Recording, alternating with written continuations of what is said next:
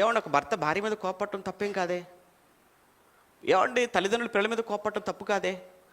ప్రేమ ఉంటేనే కోపడతాం మనం. ఇంకోటి చెప్పనా, ఇప్పుడు నా మాటలు మీకు ఇబ్బందిగా ఉన్నాయి అనుకోండి, మీ మీద ప్రేమతోనే చెప్తాం తప్ప మేము దాని కోపమా? అంటే మన పిల్లలను మనం ప్రేమతోనే మనం కోపడతాం. అయితే ఆ కోపం అనేది ఎప్పటికీ మనసులో ఉంచుకుంటే అది పాపం అవుతుంది. కోపపడండి కానీ పాపం చేయకండి. ఆ కోపం కూడా ఎప్పటి వరకు నిలిచి ఉండాలి అని కండిషన్ పెట్టాడు దేవుడు. సూర్యుడు అస్తమించే వరకే. ఎవరైనా కానీ మీ మీద ఒకవేళ కోపపడినా ఆ కోపం సూర్యుడు అస్తమించే లోపు మీలో కోపం కూడా అస్తమించాలి.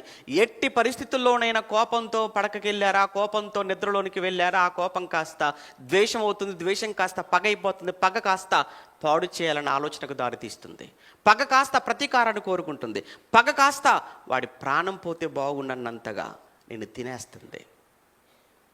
అది కోపమే కావచ్చు, కానీ దానికి నువ్వే ఏం చేస్తున్నావు అంటే దానికి ఊతమిస్తున్నావు, బలమిస్తున్నావు కోపానికి. అందుకే ఎట్టి పరిస్థితుల్లో కూడా సాయంత్రం అయిందనంటే కోపాన్ని ఏం చేయాలి?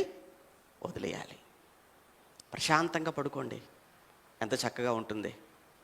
కోపంతో పడుకోండి, నిద్ర పడుతుందా? నిద్ర పట్టదు.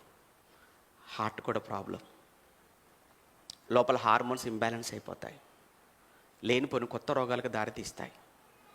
ఆ తర్వాత మంచం పట్టాలి, ఆ తర్వాత భార్య ఏంటి, పిల్లలేంటి, సంఘం ఏంటి, దేవుడు ఏంటి, ఏం చేయగలవు, ఎక్కడికి వెళ్ళగలవు, ఏమైపోతావు? ఇవన్నీ ఆలోచనలు నీకుంటే నిజంగా అసలు ఎవరినో ముందు నీ భార్య గురించి ఆలోచించు, నీ పిల్లల గురించి ఆలోచించు, నీ కుటుంబాన్ని గురించి ఆలోచించు. నీ గురించి, నీ భార్య, నీ పిల్లలు, నీ కుటుంబాన్ని గురించి ఆలోచన కలిగిన వాడవైతే ఇంత కోపం, ఇంత పగ ఇవన్నీ ఎందుకుంటాయి? బొత్తిగా భార్యను, పిల్లలను, కుటుంబాన్ని పట్టించుకొని వాడు ఏం చేస్తుంటాడంటే ప్రేమను వదిలేసి తిరుగుతుంటాడు.